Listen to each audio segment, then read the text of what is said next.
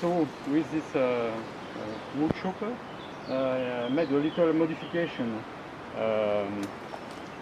This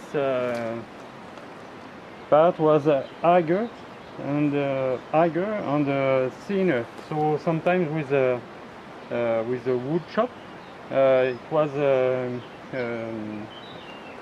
getting stuck. So I had to stop the machine and to take away this part, before to begin again.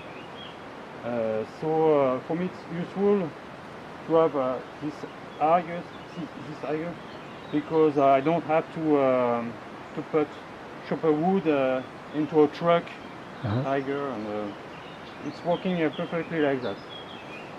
Also I made another transformation to because it's quite heavy, so I use the wheelbarrow with engine to move the chopper wood, and yeah, I like this material, this tool.